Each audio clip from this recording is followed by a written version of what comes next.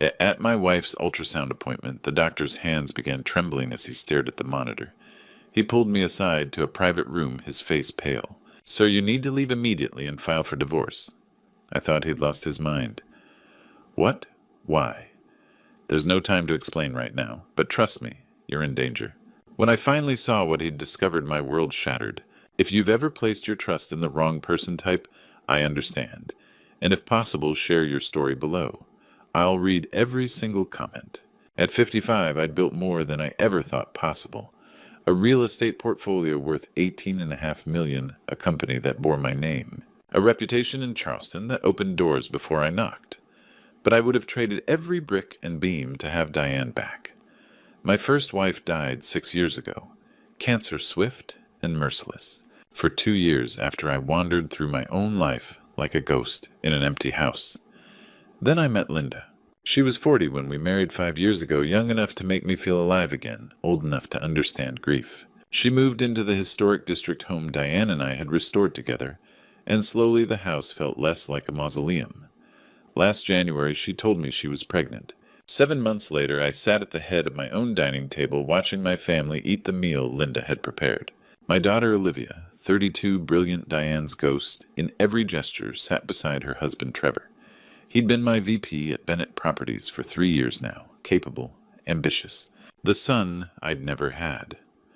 Linda moved around the table, glowing in that way pregnant women do, her hand resting on the curve of her belly. "More wine, honey?" she asked, refilling my glass before I could answer.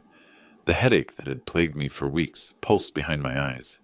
I'd been to the doctor twice. "Stress," he said. "Overwork." "Nothing serious." "You okay, Dad?" Olivia asked. "You look pale." "I'm fine, sweetheart." I forced a smile. "Just tired." "You've been tired a lot lately," Linda said, concern creasing her forehead. She pulled a small bottle from her pocket, shook out 2 capsules. "Your vitamins. You forgot them this morning." I took them. Swallowed them with water. They tasted faintly bitter, but vitamins often did. "Oh," Linda's face lit up. "I almost forgot Lucas. The ultrasound appointment is next Tuesday at 10. You'll come with me, won't you? I really want you there." "Of course," I said. "I wouldn't miss it." She beamed, squeezing my shoulder as she passed. Trevor smiled across the table. "That's great, Dad," he said. "Big moment finding out if it's a boy or girl." "We'll find out together," Linda said, her eyes on mine. Warm, loving, perfect. The conversation shifted. Olivia talked about a new client at her therapy practice. Trevor mentioned the Mount Pleasant development permits finally approved groundbreaking in June. Linda laughed at something, her hand finding mine across the table. I looked at them, my family gathered around my table, and felt something I hadn't felt since Diane died. Gratitude? Except Trevor's hand lingered on Linda's shoulder when he passed her the bread basket. Just a second too long. Except Linda's phone buzzed 3 times during dinner, and each time she turned it face down without looking. Except when I mentioned a hotel charge on the company card last month. Wentworth Mansion, 847 house. Trevor's face went very still before he said, "Client dinner. The Harpers from Atlanta." I didn't remember us courting the Harpers, but I was tired.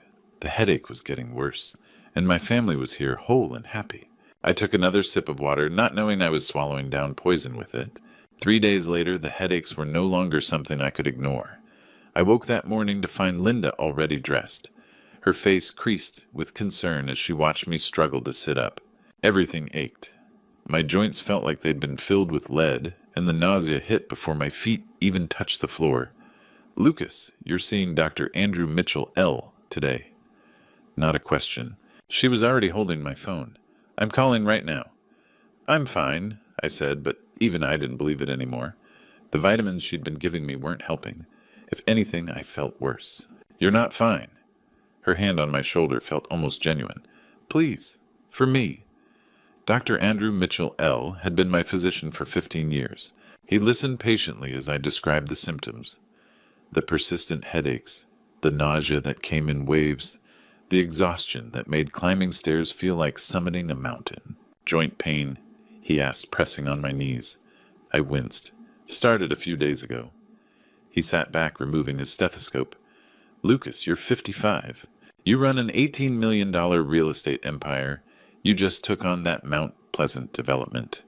He gave me that look doctors reserve for type A personalities. Classic stress. Your body's telling you to slow down. But the nausea? Stress can manifest physically. GI issues, headaches, fatigue textbook. He scribbled on his prescription pad. I'm ordering some blood work just to be safe, but I'd bet my license it'll come back normal.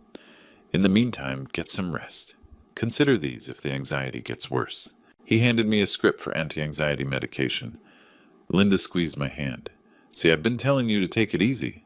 That evening, Linda brought me chamomile tea and another one of those horse pill vitamins.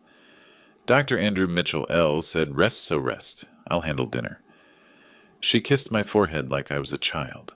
I swallowed the capsule. The bitter taste lingered even after the tea. My phone buzzed. Olivia. Hey, Dad. Just checking on you. Linda said you saw Dr. Andrew Mitchell. L. He thinks it's stress. Good. That's good. A pause. Oh, and those DNA kits I mentioned. They arrived today. Trevor and I are going to do ours this weekend. Isn't that exciting? Something cold settled in my chest. Yeah, exciting. After we hung up, I stared at the ceiling, thinking about that dinner 3 nights ago. The way Linda's hand had trembled when she'd given me those vitamins. The look she'd exchanged with Trevor when Olivia mentioned DNA testing. My gut, the same instinct that had built a multi-million-dollar business, was screaming that something was wrong.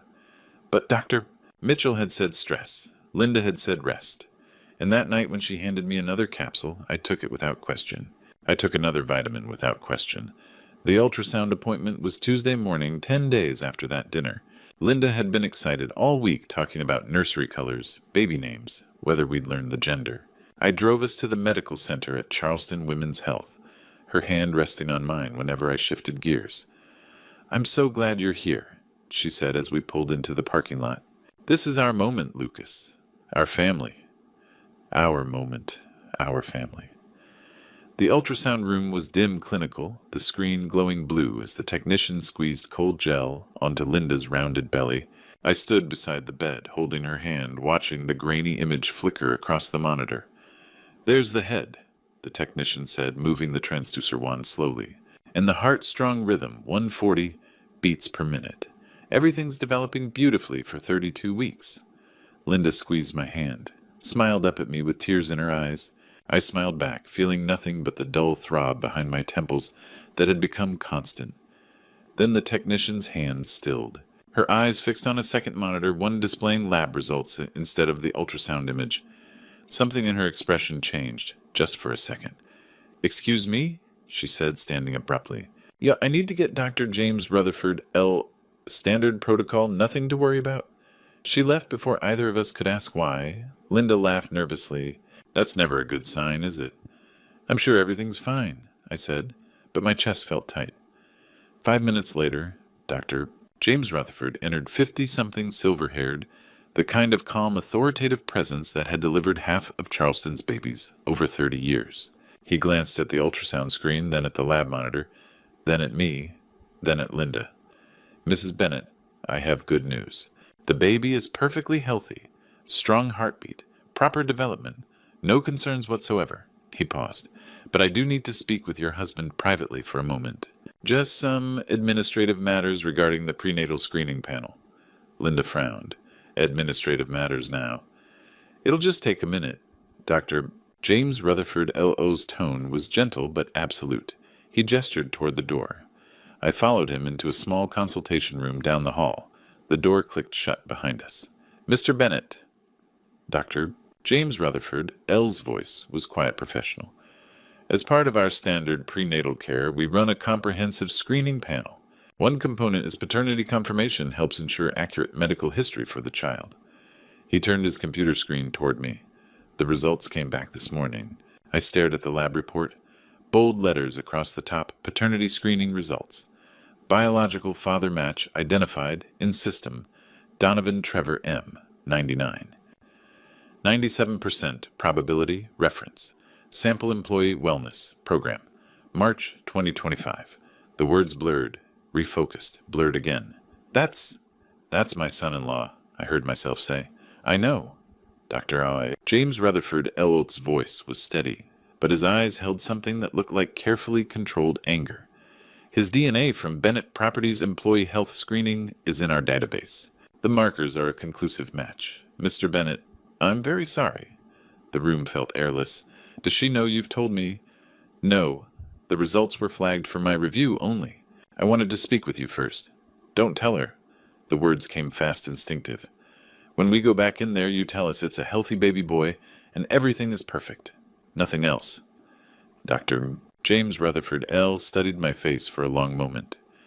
Mr. Bennett, I have to ask, are you safe at home? If you need resources, domestic support services. I'm fine.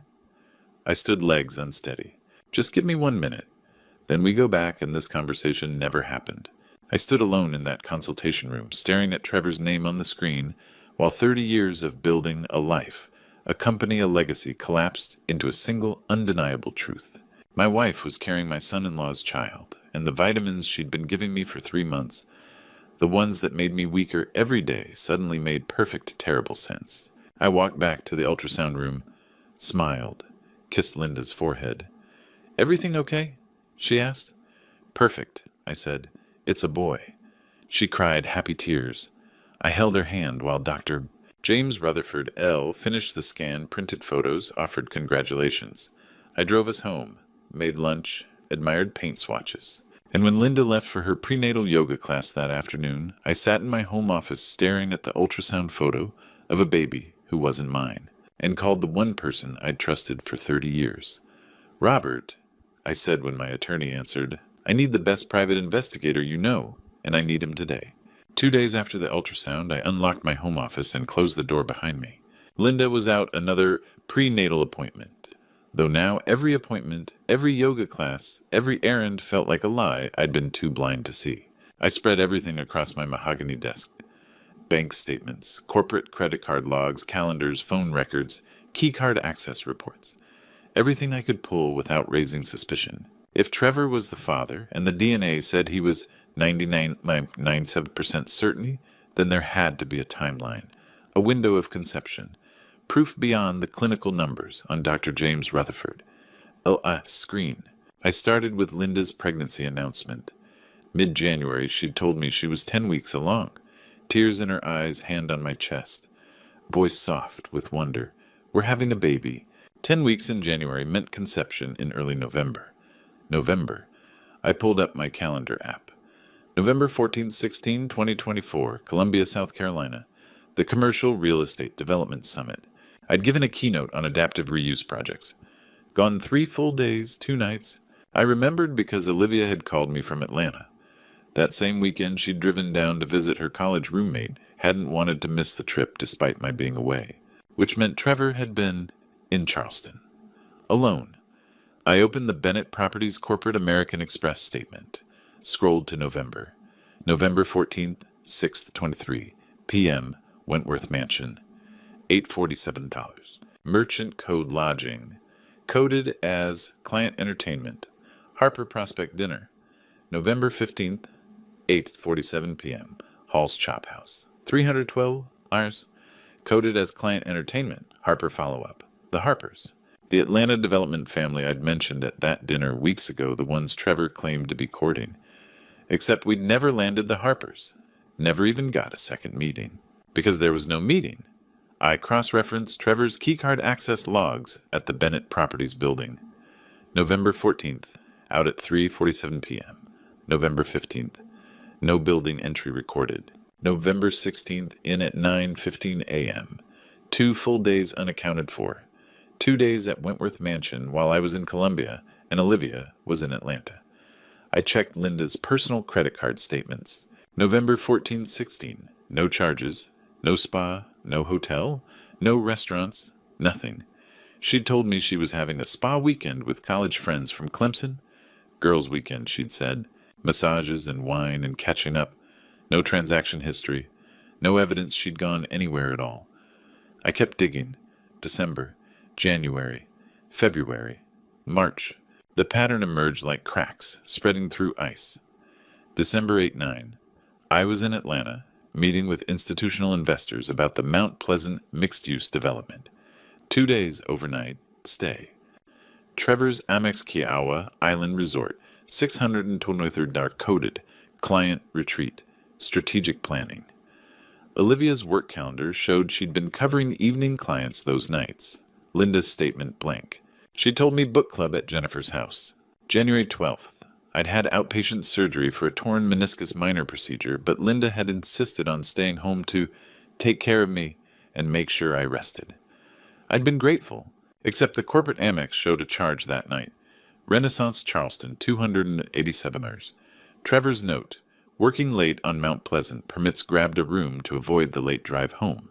Except Olivia had been home that night. I'd called her to check on her father. She'd mentioned Trevor texting that he'd be very late at the office. Not at the office. At a hotel. While his wife thought he was working and I was drugged on post-surgery pain medication.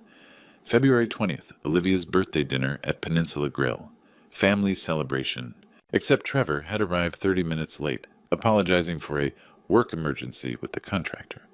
The Amex showed a 6:14 p.m. charge at Wentworth Mansion. Room service, $126. He'd been with Linda before coming to his own wife's birthday dinner. I sat back in my chair, staring at the spreadsheet I'd built. Every gap in my travel schedule. Every night Olivia worked late or traveled. Every evening I was occupied or medicated or simply trusting. They'd been careful, coded the charges as business expenses, timed their meetings around gaps in both our schedules, created alibis, yoga book clubs, late work nights, client dinners. But they hadn't been careful enough. This wasn't a mistake. This wasn't passion overwhelming good judgment. This was calculated, deliberate.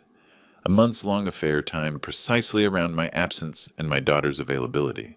And the baby conceived in November, announced in January, had been part of the plan all along. My phone buzzed on the desk. Text from Linda. Appointment done, heading home. Want me to grab dinner, craving that Thai place you love? I stared at the message. The cheerful emoji, the casual affection. I typed back, sure, whatever you want. See you soon. Then I opened a new document and began cataloging everything. Dates, charges, hotels, timelines, cross-references. Every piece of evidence that would prove beyond DNA, beyond doubt exactly what had been happening in my own family while I smiled and handed out vitamins and planned for a future that was always a lie. My wife and my son-in-law had been having an affair for over a year, and now I was going to make sure everyone knew it. Robert answered on the second ring. Lucas, what's wrong? He'd always been able to read me, even over the phone. We'd known each other since law school, 30 years of business deals, golf games, and the kind of friendship that doesn't require pretense. I need to see you. Now. Somewhere private. 20 minutes later, I sat across from him in a back booth at a coffee shop on King Street, the morning crowd providing cover. I slid the printed DNA results across the table without a word. Robert read in silence, his lawyer's face carefully neutral. When he looked up, his eyes held something I'd never seen there before. Rage on my behalf. Jesus Christ, Lucas. There's more. I showed him the timeline the hotel charges the insurance policy. Everything I'd compiled yesterday. My voice stayed steady, but my hands shook as I turned the pages. Robert reached across the table and gripped my shoulder. I know someone, Hunter Blake. Ex-Charleston PD, ran major crimes for 10 years before going private. If there's anything else to find, he'll find it. And he's discreet. This won't end up in the society pages. Hunter Blake's office sat above a bookstore on Broad Street, accessible only by a narrow staircase. The man who answered my knock looked exactly like someone who'd spent 20 years dealing with Charleston's ugliest secrets. Late 40s, weathered face eyes that missed nothing. He wore jeans and a button-down no-tie, competent hands that suggested he could still handle himself if needed. Mr. Bennett, Robert called ahead. His handshake was firm. Please sit. His office was spare desk, 2 chairs, filing cabinets, a wall of framed commendations from his police days. No wedding ring, no personal photos. A man who kept his distance from the mess he investigated.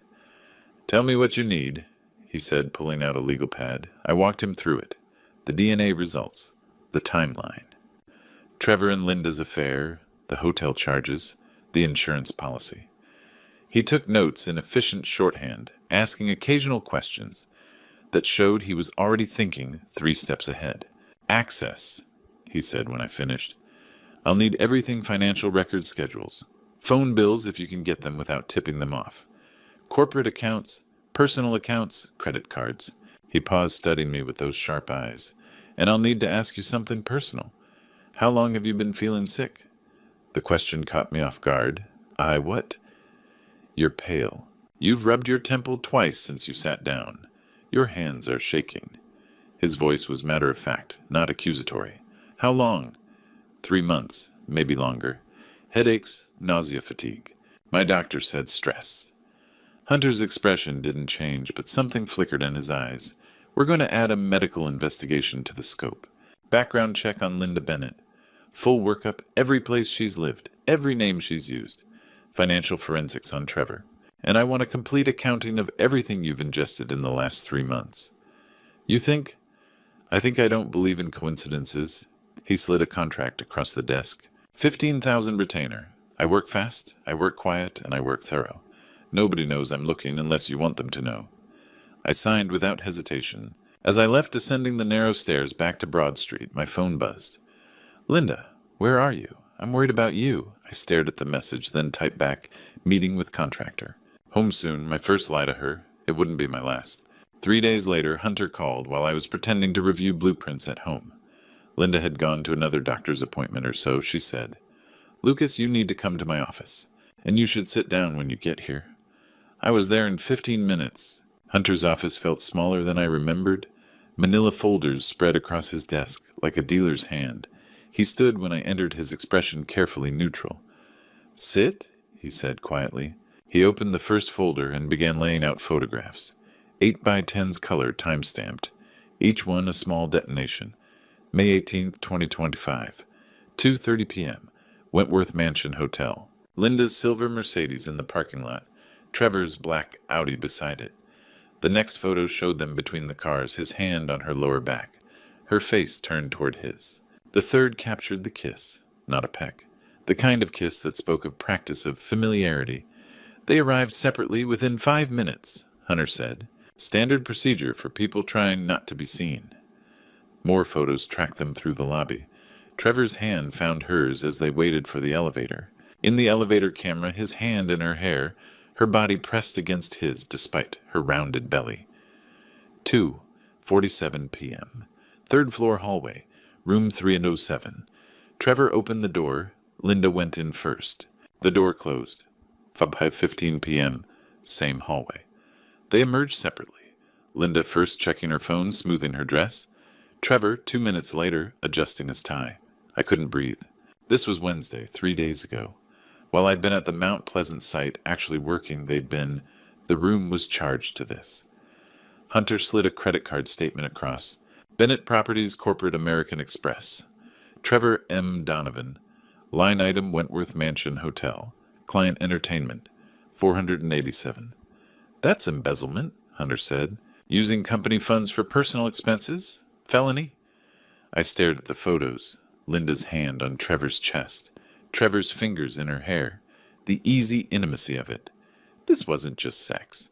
This was a relationship. A parallel life they'd built while I'd been signing insurance papers and swallowing poison. How long have you been watching? 3 days. They've met twice. Wednesday at the Wentworth, yesterday at a West Ashley development site, your property empty lot. He paused. This isn't over. It's ongoing. The nausea hit hard. I made it to his trash can before I was sick. My body rejecting the evidence along with everything else. Breakfast, the vitamins Linda had given me that morning. The last fragments of the life I'd thought I was living. Hunter handed me water without comment.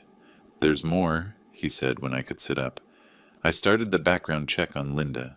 He slid another folder across the desk, thicker than the first. Linda Bennett didn't exist before 2019.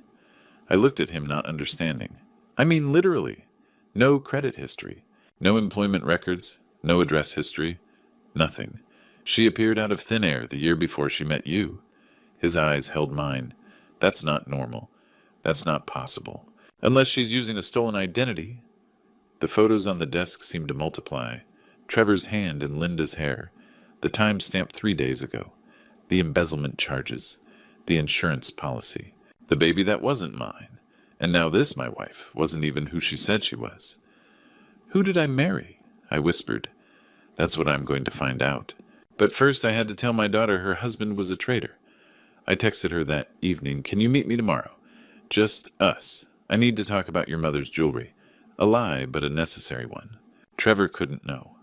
She met me the next afternoon at Waterfront Park, sitting beside me on a bench overlooking the harbor. The May sunshine felt obscene against what I was about to do. Dad, what's wrong? She'd always been able to read me. You look terrible. I need to show you something. My hands shook as I pulled out the DNA report. Olivia, I'm so sorry. She read in silence, her face going pale. This is Linda's prenatal test, but it says... Her eyes found the line. Paternal match, Trevor Donovan. 99.97%. There must be a mistake. Her voice was small, childlike. Trevor wouldn't. He couldn't. I handed her the envelope of photos. Didn't speak. Let the images tell the story I couldn't bear to say aloud. She looked at the first one, then the second. Her hands began to shake. When? She whispered. Wednesday, 3 days ago. But Olivia, I pulled out the November hotel charges. It's been going on for at least 7 months, maybe longer. With Linda, her voice cracked. My stepmother, the woman who... She couldn't finish. The sob came from somewhere deep, a sound I hadn't heard since Diane's funeral. We just bought a house, Dad. We were going to start trying for a baby. I pulled her against my shoulder, let her cry into my shirt the way she had when she was small, and the world had hurt her. Except this time I couldn't fix it with ice cream and a Disney movie. This time, the world had broken something fundamental. How long have you known? She asked, finally pulling back. The DNA results came Tuesday. The photos, yesterday. And you didn't tell me immediately. I needed to be sure. I needed evidence you couldn't deny because I knew... My voice broke. I knew this would destroy you. She was quiet for a long moment, staring out at the harbor. When she looked back at me, something had changed in her eyes. The softness had hardened into something sharp. What do we do? Those 4 words. Not what should I do or I can't believe this. What do we do? My daughter, my brilliant, strong daughter, asking how we fight back. We gather everything. Hunter's still investigating Linda's using a stolen identity. Trevor's embezzling company funds. There's more here than just an affair, but we need them to think we don't know. Can you do that? Pretend everything's normal? She laughed bitter and bright. Smile at the man who's been sleeping with my stepmother while planning a family with me. She wiped her eyes, straightened her shoulders. Yes, I can do that. And Dad. When we're ready, when we have everything, we'll destroy them. We're going to destroy them. She echoed, and the cold certainty in her voice was both terrifying and magnificent. That night at dinner, Linda's insistence on family meals 3 times a week, I watched Olivia smile at Trevor across the table, watched her ask about his day, laugh at his jokes, touch his hand like nothing had changed. Trevor smiled back, oblivious. I'd never been prouder of my daughter. Hunter called the next morning. You need to see this, he said. Linda Bennett is a ghost. I was at his office within 20 minutes. He had documents spread across his desk, like evidence at a crime scene. At the center was a death certificate official seal from the Texas Department of State Health Services. Linda Marie Bennett. Born March 14th, 1984. Died June 8, 2014. Caused motor vehicle accident. Place Austin, Texas. Your wife, Hunter said quietly, stole the identity of a dead woman. I stared at the certificate. The real Linda Bennett had been 30 years old when she died, 12 years ago. The woman living in my house, sleeping in my bed, carrying what she claimed was my child. She'd been using this woman's name, her social security number, her entire identity, for at least 5 years. How my voice didn't sound like my own. Hunter pulled out more documents. A birth certificate, old school records from Austin, college transcripts from UT Austin, then nothing. A complete stop at June 2014. The real Linda Bennett was an only child. Parents died when she was in college, drunk driver. No close relatives. She worked as a graphic designer, kept to herself. Perfect target for identity theft, someone with a solid paper trail. But no one left to notice she was gone. He slid another document across. Your wife, whoever she is, started using this identity in 2019. That's when Linda Bennett suddenly reappeared after 5 years of being dead. New address in Savannah. New bank account. New driver's license with her photo. I looked at the driver's license photo. The face was Linda's. The name was a lie. The marriage license you signed in 2020. Hunter tapped another paper. Filed with the stolen social security number. Technically, your marriage might not even be legal. If she's still married under her real identity, or if she never properly established this false one, it's fraud. At minimum, possibly bigamy. Who is she? I asked. Her real name. That's what I'm working on.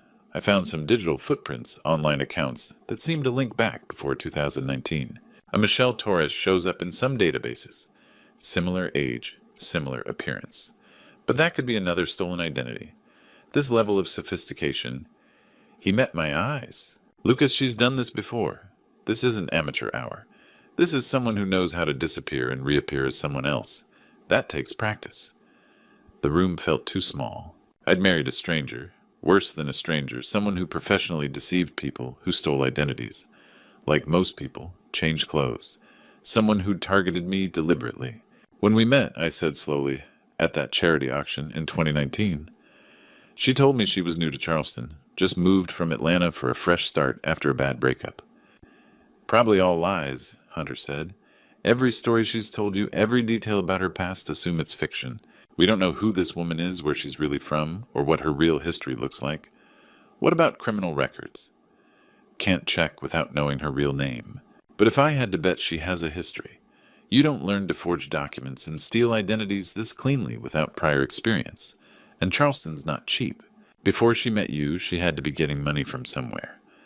I thought about the ease with which she'd integrated into my life. The charity auction where we'd met, had she chosen me? Researched me? Known about my money, my recent widowhood, my vulnerability. I'm requesting records from surrounding states, Hunter continued. Birth certificates, marriage licenses, death certificates. If she's used other identities, other names, we'll find the pattern. And if she's done this to someone else. His phone rang. He glanced at the screen, then answered. Hunter Blake. He listened, his expression darkening. You're certain, send me everything. He hung up and looked at me with something like pity. Lucas, we found a match. Linda, or whoever she is, was married before. His name was Richard Pemberton. He died in 2013. Hunter paused. And according to his sister, who I just spoke with, he died under very suspicious circumstances. His name was Richard Pemberton. He died in 2013. He was 58, wealthy, and supposedly died of a heart attack. Hunter pulled another file from his cabinet, spreading documents across his desk with the precision of someone laying out a murder board.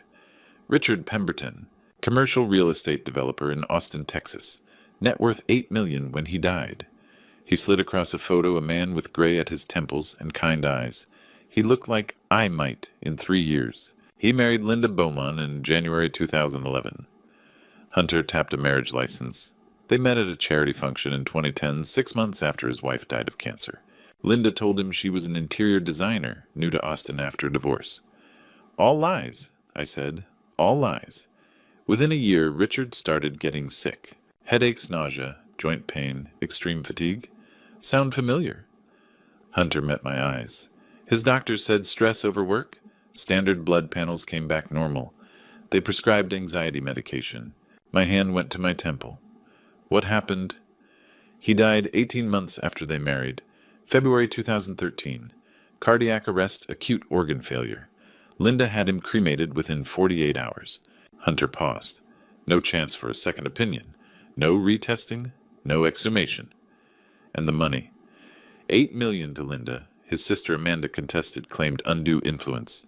Linda eventually settled for $5 million and disappeared. Hunter picked up his phone. Amanda's been waiting 12 years for someone to believe her. She wants to talk to you. He hit speaker. Mr. Bennett.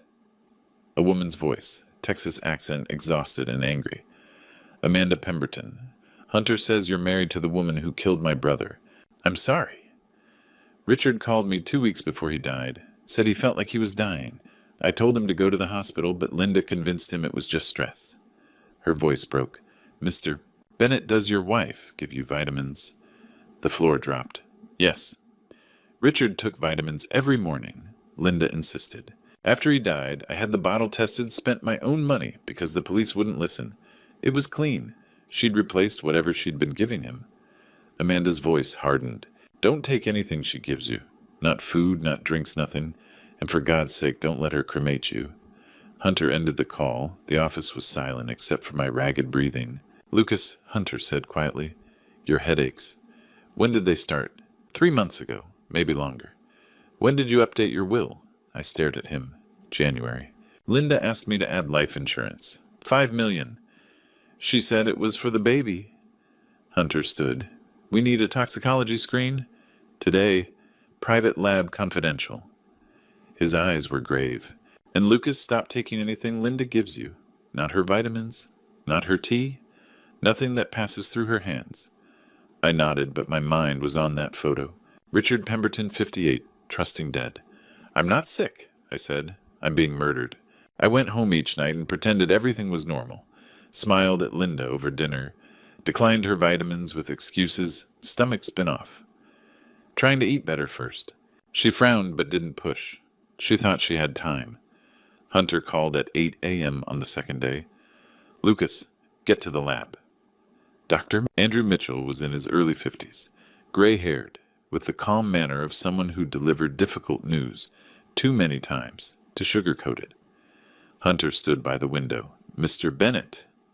Doctor. Rutherford didn't waste time. You have colchicine in your system. Significant levels. This is not accidental. What is that? An alkaloid substance from the autumn crocus plant. In small doses, 0.6 milligrams, it treats gout. In larger doses, it's extremely harmful, a particularly insidious one. He turned his screen toward me, showing a symptom timeline. It mimics natural illness. Heart problems, kidney issues, general decline. Most doctors miss it because it presents like a dozen other conditions. That's why it's historically been used in criminal cases. How much has she given me?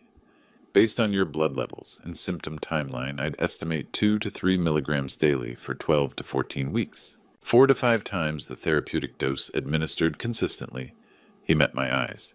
You've been on a dangerous trajectory. Another month and we'd be looking at irreversible multi-organ failure. The same cascade that took Richard Pemberton's life. Hunter stepped forward. The presentation is identical. Colchicine harm masquerading as cardiac event. Can you treat it? I asked. Yes. You stopped ingestion in time. We start chelation therapy immediately, aggressive hydration, organ monitoring. Your kidneys are stressed but functional. Liver enzymes elevated but not critical. He leaned forward. Mr. Bennett, you're fortunate to be here. The only reason you are is because whoever's been doing this miscalculated the timing. I thought about that afternoon in the ultrasound room 3 weeks ago. She ran out of time, I said. Lucas, this is attempted harm. Hunter's voice was urgent. Premeditated, documented, ongoing. We have medical evidence pattern from Richard's case, Amanda's testimony. We call Detective Walsh right now. No. Lucas, not yet. I looked at Dr. I. Rutherford. How long before I need treatment? You should start today, but if you're asking how long you can wait a week, maybe 10 days. Beyond that, you're risking permanent damage. 10 days. I turned to Hunter. The Charleston Preservation Society Gala is in 10 days. 200 people, everyone who matters in this city. If we take action now, it's a private takedown. Trevor walks away. Olivia gets dragged through a criminal trial where her husband's affair and her stepmother's actions become tabloid fodder for months. What are you proposing? We do it all at once. Public exposure. The affair photos, the embezzlement, the identity theft, Amanda's testimony about Richard, and medical proof of what's been happening. We put it all out there, one night, one moment. No chance to spin or hide. We expose both of them in front of everyone, and then the authorities take them away. Hunter was quiet. That's not justice. That's theater. That's Charleston, I said, and it's what Linda deserves. She tried to harm me quietly in the dark while smiling over dinner. I'm going to expose her in the light. That night, Linda was in the kitchen humming as she stirred something on the stove. She turned when I entered, her face lighting up. Lucas, how was your day? She touched my shoulder. Are you feeling any better? You've seemed so tired lately. I smiled back, let her kiss my cheek. Much better, actually. I think whatever was wrong is finally passing. Oh, I'm so glad. She squeezed my arm. I've been so worried about you. She'd made her mistake. She'd let me live long enough to fight back. Hunter and I broke into my own home the next day while Linda was at her Prenatal yoga class. Trevor picked her up. Surveillance confirmed it. We had 90 minutes.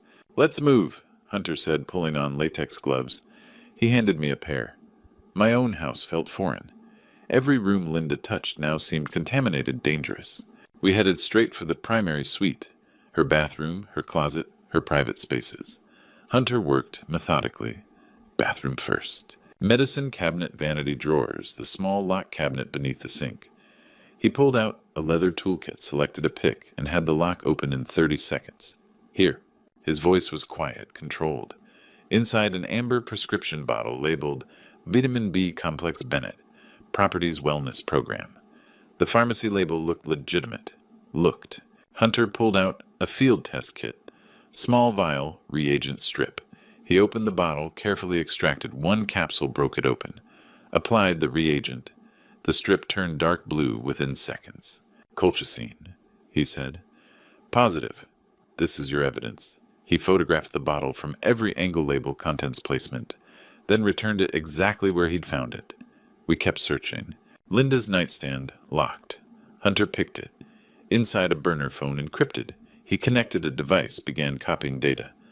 This'll take 5 minutes. While he worked, I searched her closet. Designer clothes, jewelry, everything I'd bought her. Everything she'd used to build her perfect disguise. At the back, beneath a stack of sweaters, a manila folder, I opened it. Life insurance documents. My signature, except I'd never signed them. Policy amount increased from $2 million to $5 million. Beneficiary, Linda Bennett. Date, January 2025. Hunter. He looked up, saw my face cross the room, examined the documents. Forgery, he said flatly. She increased your policy without your knowledge, forged your signature. He photographed every page. More documents beneath bank statements. Cayman Islands account. Balance $127,000. Escape fund, Hunter muttered. She's been siphoning money for months. At the bottom of the folder, handwritten notes. Linda's handwriting, I recognized it from grocery lists. Birthday cards. All the small domestic lies. Trevor June. Timeline. Critical. After baby arrives cleaner, policy pays 60 days. Post-event. Cayman transfer untraceable. Hunter photographed everything. She was planning to eliminate you after the baby was born, collect the insurance, and disappear with Trevor. My hands were steady as I put everything back exactly as I'd found it. Folder in the same position. Sweaters stacked the same way. No trace we'd been there. We have enough, Hunter said as we left the bedroom. Attempted harm, conspiracy, forgery, fraud. We call Walsh right now. This ends today. No, I pulled off the gloves. 8 days. We stick to the plan. Lucas.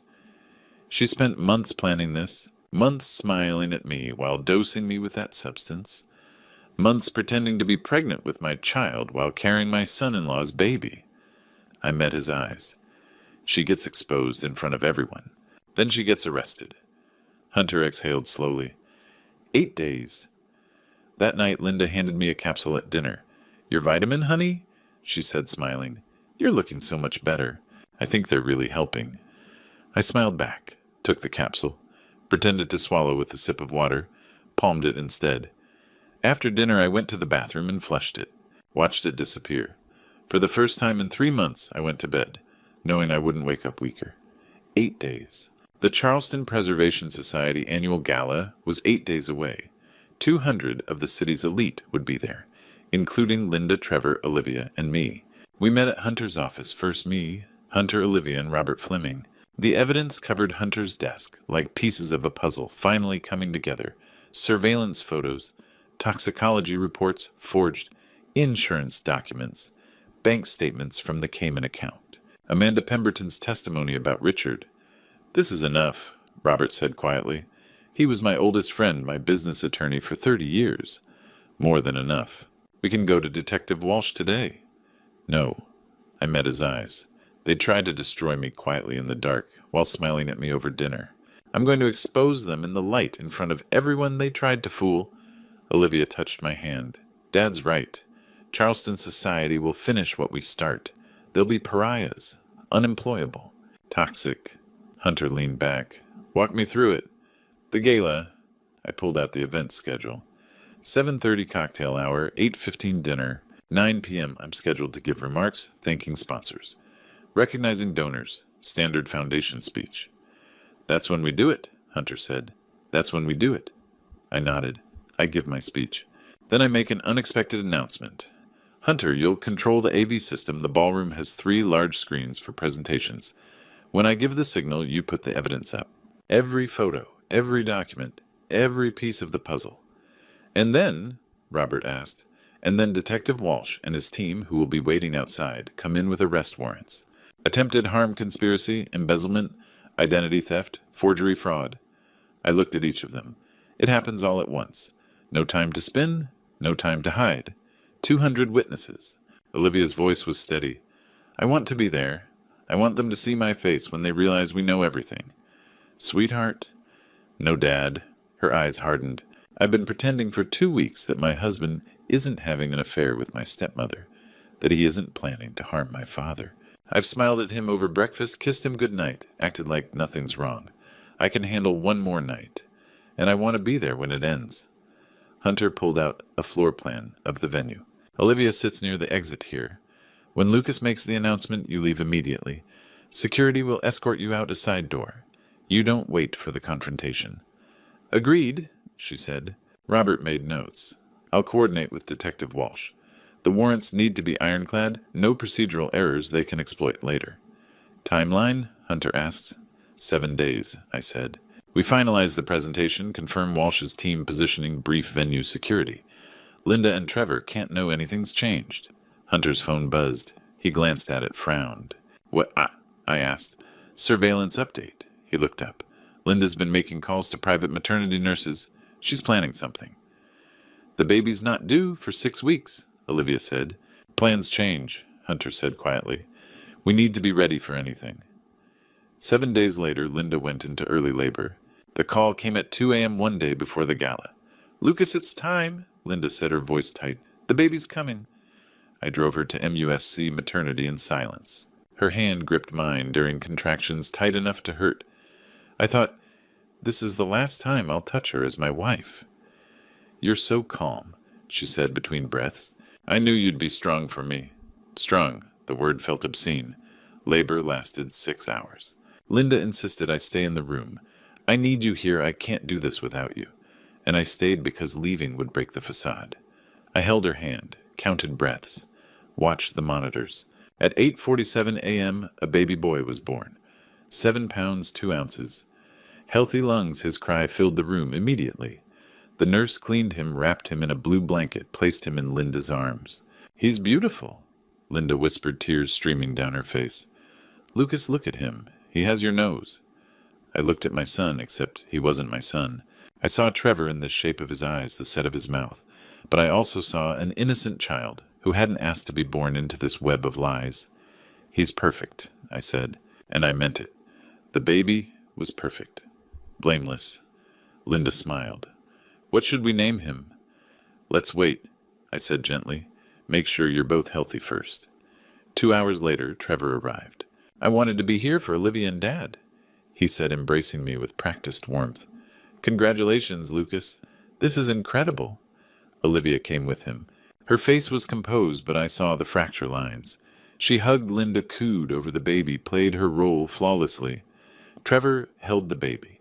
I watched his face transform genuine love, awe, wonder. The biological father holding his son for the first time, unable to claim him. It was tragedy and justice twisted together. He's amazing, Trevor said softly. His voice cracked. You guys are so lucky. Olivia stood beside him, watching her husband cradle the child he'd conceived with her stepmother. I saw her hands tremble. Saw her swallow hard. Can I hold him? I asked. Trevor handed him over carefully. The baby was warm, solid, real. He opened his eyes, dark blue, unfocused, and made a small sound. This child will grow up knowing his mother tried to harm someone and his father betrayed his family, I thought. But he deserves a chance. He's going to have a good life, I said quietly. No matter what. Linda smiled at me from the bed. You're going to be an amazing father, Lucas. Again. I left the hospital at noon. The gala was 7 hours away. Linda would be discharged tomorrow one day, too late to attend. Trevor would go alone, representing the family, while Linda recovered. Perfect. I called Hunter from my car. Change of plans? I said. We do this without her. Without Linda, Hunter sounded uncertain. She's in the hospital with the baby. We exposed Trevor tonight, the affair, the embezzlement, everything. Detective Walsh arrests him at the gala. Then Walsh goes to the hospital tomorrow and arrests Linda for attempted harm conspiracy, forgery fraud. Two separate takedowns, I confirmed. Trevor gets exposed in front of Charleston society. Linda gets arrested in a hospital bed. They both go down, just not together. Hunter was quiet for a moment. Olivia, she'll be there tonight. She deserves to see Trevor's face when the truth comes out. Understood. I'll adjust the presentation focus on Trevor's crimes. Linda's involvement comes later. 7 hours, I said. 7 hours, Hunter agreed. I sat in my car watching the hospital entrance. Inside, Linda held a baby she'd conceived as part of a plan to harm me and steal my money. Trevor stood beside her playing the devoted son-in-law while being the biological father. And tonight, I would destroy him in front of everyone who mattered. Tomorrow, I destroy her. We do this without her. The Charleston Preservation Society Gala was everything Linda had wanted to attend. She'd chosen her dress 3 months ago, emerald green empire waist, to accommodate her pregnancy. It still hung in our closet, unworn. I arrived at Hibernian Hall at 7:30. The historic building glowed with warm light, its grand ballroom transformed into an elegant showcase of Charleston society. Crystal chandeliers, silk table linens, centerpieces of magnolia and jasmine. 200 guests in evening wear champagne flutes catching the light. Mrs. Constance Sheffield Doyen of the historic Charleston Foundation greeted me immediately. Lucas, we heard about the baby. Congratulations. Where's Linda? We're dying to hear all about him. I smiled. She and the baby are doing well, resting at MUSC. Doctor's orders she wanted to be here, but they insisted on monitoring them both overnight. Of course. Give her our love. I moved through the crowd, shook hands, accepted congratulations, played the proud new father, the generous philanthropist, the pillar of Charleston society. Everything I'd always been on the surface. Olivia and Trevor arrived at 7:45. She wore navy blue, elegant, composed, beautiful. Trevor wore his best suit, his hand at the small of her back as they entered, the perfect couple. Trevor found me near the bar. Dad, how's Linda? She's not answering her phone. I wanted to check on her and the baby.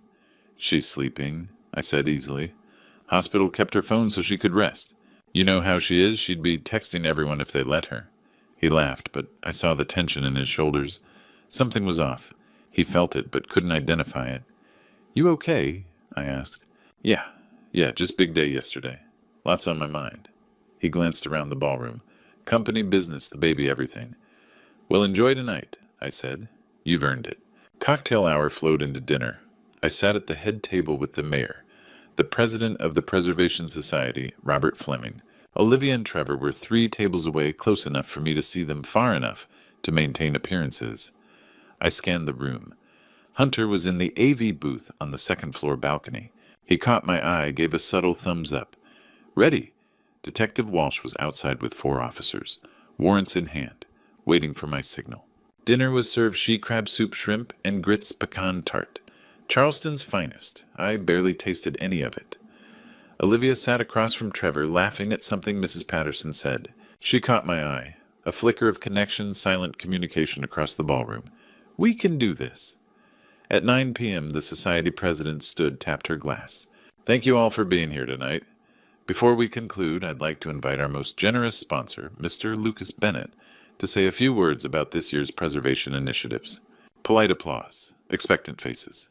I stood, buttoned my jacket, walked to the podium at the front of the room. The ballroom quieted. 200 people turned toward me, friends, colleagues, people who'd known me for 30 years. They smiled, waiting. They had no idea what was about to happen. I placed my notes on the podium. Didn't look at them. Looked instead at the faces before me. Mrs. Sheffield in the 3rd row. The mayor at the head table. Trevor 3 tables back, his expression guarded.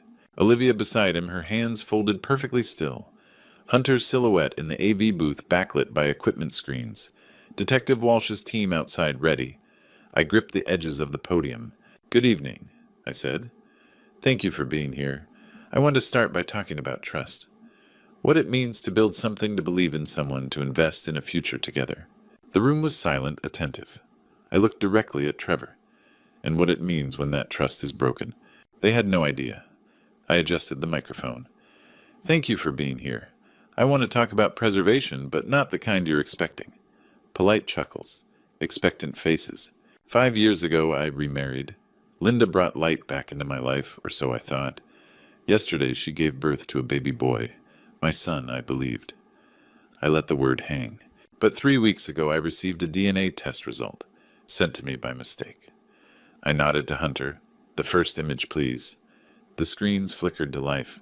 Biological father, Trevor Donovan. Probability, 9.97% silence. Then gasps. Trevor shot to his feet. This is insane. Sit down, Trevor. I'm not finished. Olivia's hand pulled him back, her face unreadable. The affair has been ongoing for over a year. Hunter advanced the slides. Surveillance photos Trevor and Linda at Wentworth Mansion kissing entering room 307. Timestamps. November 14th, May 18th. Whispers exploded. Phones emerged. But that's only the beginning. Next slide, bank statements. Trevor Donovan has embezzled over $120,000 from Bennett Properties to finance this affair. Hotel rooms, dinners, all charged as client entertainment, all fraudulent. Trevor's face drained. Dad, I can explain. Can you explain this? New slide, a death certificate. Linda Marie Bennett died August 3rd, 2014. The room went deathly quiet. My wife stole the identity of a woman who passed away 11 years ago. Her real name is unknown. She was previously married to Richard Pemberton, a real estate developer in Austin. Next slide, Richard's obituary. Richard Pemberton passed away suddenly in 2013. Cardiac arrest, multi-organ failure. Cremated within 48 hours at his wife's insistence. No autopsy. I paused. His symptoms? Headaches, nausea, fatigue. The same symptoms I've been experiencing for 3 months. Next slide, toxicology report. Substance detected colchicine level 4, 2 ml toxic range. For 3 months, my wife has been giving me capsules she called vitamins. They were colchicine, a substance that in the doses I was receiving is harmful, eventually fatal.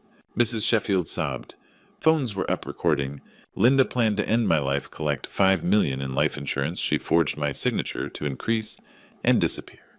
With Trevor and the money. The same pattern she used with Richard Pemberton. Final slide, arrest warrants.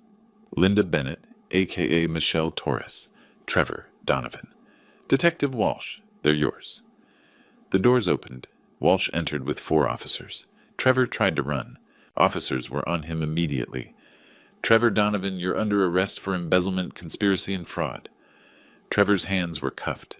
The room erupted, voices, flashes, chaos. USC Maternity Ward, room 312, 9:07 p.m.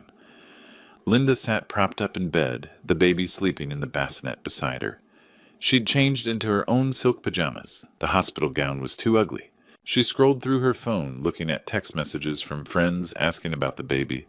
Next year, she thought, with Lucas's $5 million, I'll be at every event I want. The door opened.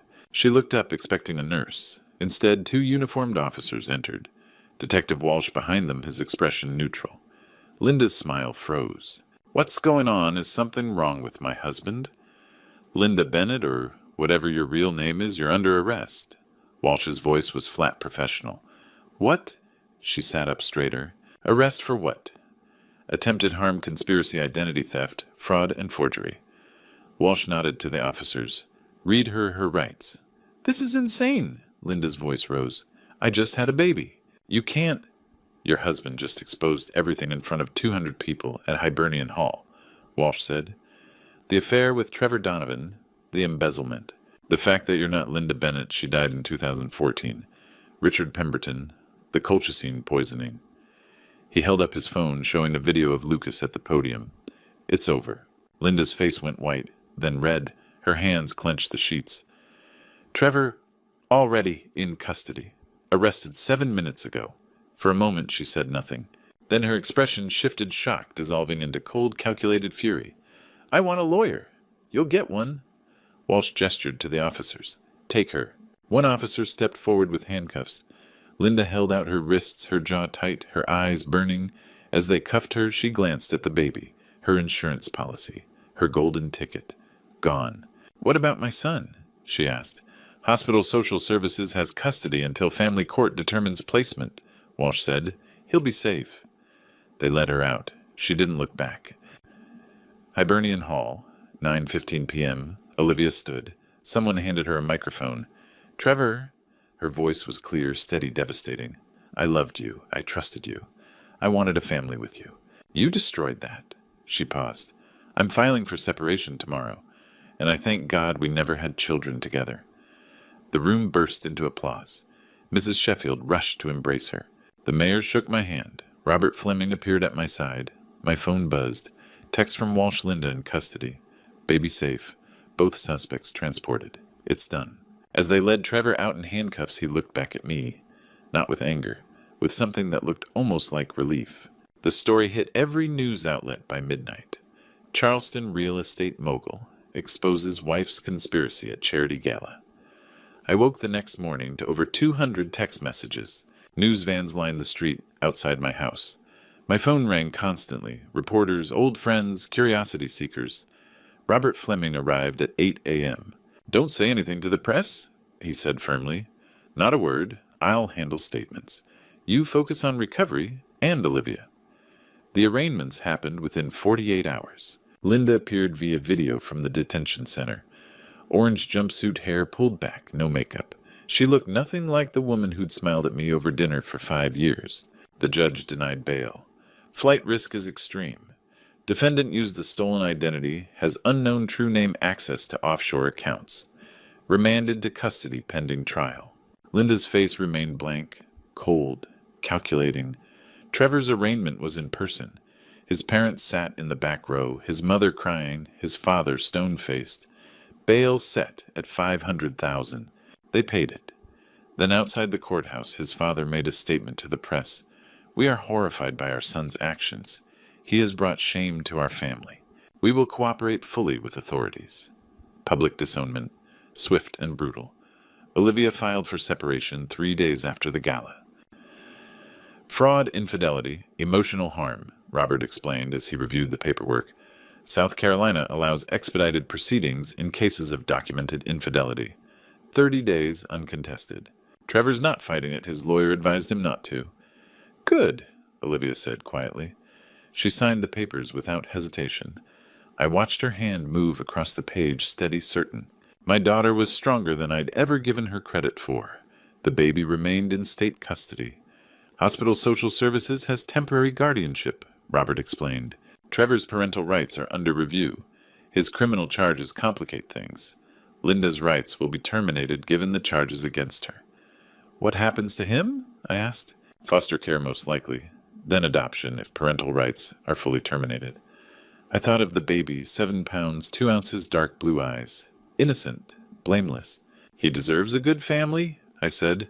Someone who'll love him despite where he came from. Olivia touched my hand. We'll make sure he's taken care of, Dad. Somehow. 2 weeks after the gala, we met with Robert and Detective Walsh for a strategy session. Texas approved the exhumation order for Richard Pemberton, Walsh said. If we find colchicine in the remains, Linda faces additional charges in Texas. Potentially capital charges, Robert nodded. Federal charges are also likely wire fraud, interstate identity theft. Trevor's looking at 10 to 15 years. Linda's looking at life without parole, possibly more if Texas pursues their case.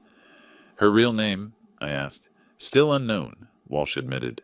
We're running prints through every database. She's been careful no prior arrests under any identity we can find. Hunter spoke up from the corner. I'm working on it. She slipped once, she'll slip again. That night, Olivia and I had dinner at home. Just the two of us. No press, no lawyers, no police. Quiet. Thank you, Dad, she said, for protecting me. I failed you, I said. I brought her into our lives. You gave me the strength to fight back. She met my eyes. You showed me what real integrity looks like, even when it cost you everything. I reached across the table, took her hand. We'd lost so much, but we still had each other. 3 months later, the trial began. The The courtroom was packed. South Carolina versus Linda Bennett or Michelle Torres, as we finally learned her real name, had drawn national attention. Hunter's investigation had broken through Michelle Torres, born in Shreveport, Louisiana. Prior arrests for fraud in 3 states under different names, a ghost who'd left devastation in her wake. The evidence was overwhelming. DNA results, surveillance photos, toxicology reports, bank statements, forged insurance documents, Amanda Pemberton's testimony. And the final piece, Richard Pemberton's exhumation, confirmed colchicine in the bone marrow. Texas filed separate charges. The jury deliberated for 4 hours. We find the defendant, Michelle Torres, guilty on all counts. Life without parole in South Carolina, another life sentence in Texas for Richard's case. Michelle's face remained cold as they led her away. No tears, no remorse, just ice. Trevor's trial was shorter. He accepted a plea deal, 12 years eligible for parole after 8. Embezzlement, conspiracy, fraud. At sentencing, he looked at Olivia. "I'm sorry, Olivia, for everything." She didn't respond, just stood, held her head high, and walked out. 6 months after the trials, life began to resemble normal again. My health had fully recovered. Dr. Rutherford pronounced me clear. No residual organ damage, just routine monitoring. Bennett Properties was stronger than ever. Trevor's embezzlement had been repaid through asset seizure. I established a foundation in Diane's name, the Diane Bennett Fund for Domestic Violence Prevention and Elder Protection. Our first grant went to a program training doctors to recognize coercive control and slow-acting harm. Olivia returned to her work as a therapist, specializing now in betrayal trauma. She told me once, "Helping others heal helps me heal." The baby, now almost 6 months old, had been adopted by Amanda Pemberton. "Richard would have wanted this," she told me, when the adoption finalized. "This child gets a fresh start, a family that will love him for who he is, not what he represents." It felt like justice. Imperfect, but real. On a cool November afternoon, I visited Diane's grave. The magnolia tree we'd planted had grown tall, its branches spreading wide. I sat on the bench beneath it. "I'm okay now, Diane," I said quietly. "I think you'd be proud of how Olivia and I fought back, how we protected each other." I paused. "I miss you every day, but I'm finally ready to live again." The wind rustled through the leaves. Peaceful. Sunday brunch with Olivia had become our new tradition. Her place this time a small townhouse in the French Quarter she'd bought after the divorce finalized. "I'm thinking about dating again," she said, pouring coffee. "Me too, actually." I smiled. "I met someone at the museum fundraiser last week. Jennifer, curator of American history. We're having coffee Tuesday." "Dad," Olivia's eyes lit up. "That's wonderful." "One coffee?" I said. "We'll see." She reached across the table, squeezed my hand. "We're going to be okay." "Yeah," I said. "We are." Sunlight streamed through the windows. We talked about her clients, my projects, the foundation's upcoming gala. Normal things, good things. The scars would always be there, but scars meant we'd survived. And survival, I'd learned, was the first step to living again. I'm sharing this on Grandpa Stories because I don't want you to make my mistakes. Don't be like me. Don't trust without verifying backgrounds. Don't ignore persistent health symptoms your doctors dismiss. Don't let loneliness blind you to red flags. Every Grandpa Stories episode teaches hard-earned wisdom. This one taught me God gave us instincts for protection. Listen to them. When God places people in your life who truly love you, like my daughter Olivia, hold on to them fiercely. I should have died from that colchicine. That ultrasound appointment happening exactly when it did wasn't coincidence, it was God's grace saving my life. I share this on Grandpa Stories as both warning and testimony. Predators exist, but so does Providence. The Grandpa Stories community exists to protect each other through shared wisdom. Stay vigilant. Verify everything. Trust wisely. Thank God daily. A survivor. Grandpa Stories.